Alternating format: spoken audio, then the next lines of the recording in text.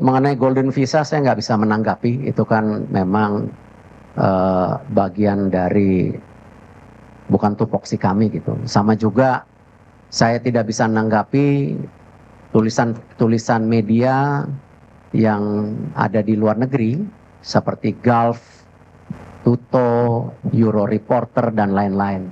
Ya tentu mereka punya penilaian sendiri dan saya rasa mereka punya pandangan sendiri. Saya juga nggak mau komen dengan hal-hal seperti itu.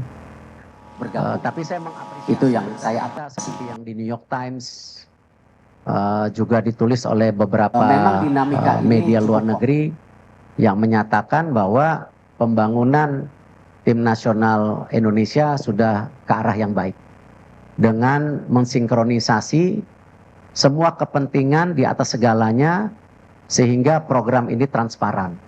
Karena itu banyak sekali pemain-pemain berkualitas yang bergabung. Itu yang saya apresiasi. Kalau saya lihat memang dinamika ini cukup kompleks. Kalau saja waktu itu kita mengambil keputusan yang tergesa-gesa mungkin kurang baik juga. Tetapi kita sudah dirasakan sejak pertandingan, bahkan sebelum pertandingan Indonesia melawan China. Ya, cuman waktunya terlalu mepet waktu itu. Waktunya terlalu mepet dan ya yang terbaik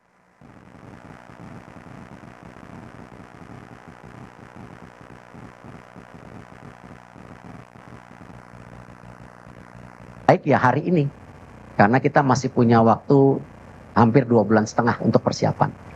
Karena saya juga tidak mau ya mengambil sebuah keputusan yang membuat tentu keadaannya tidak baik. Nah, cuman dengan segala evaluasi perhitungan, waktu 2,5 bulan ini cukup.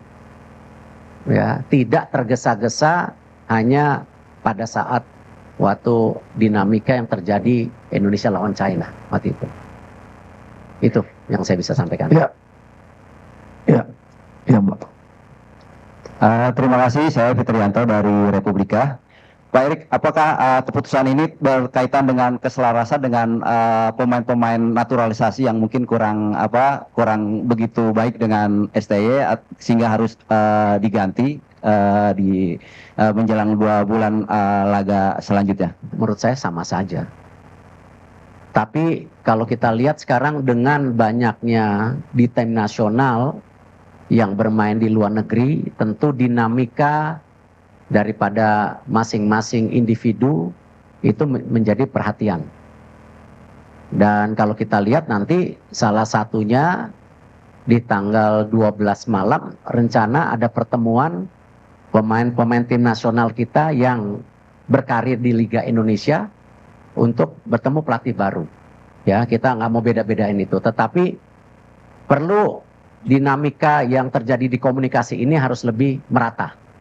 Ya, jadi tidak ada pemain juga yang terjebak pemain ini baik, pemain ini kurang. Menurut saya itu bukan judgement yang baik. Ya, tetapi kita harus melihat tim ini sebagai sebuah komposisi yang satu. Sama. Di sepak bola itu yang paling berat ya memang intangible atau sesuatu yang tidak terukur. Salah satunya ya teamwork itu.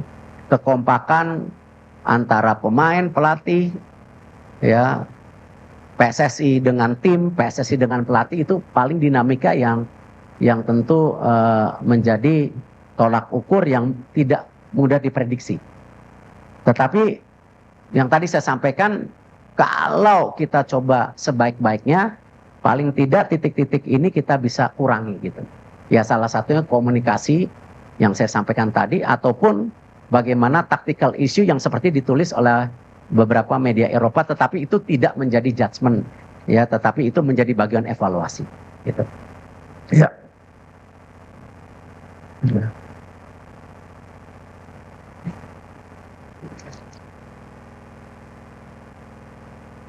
Baiknya, mau dibantu yang Cek. Selamat siang Pak Erik, saya Sony dari Kumparan.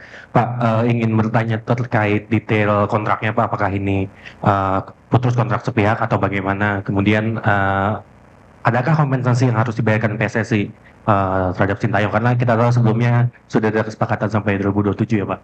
Terima kasih.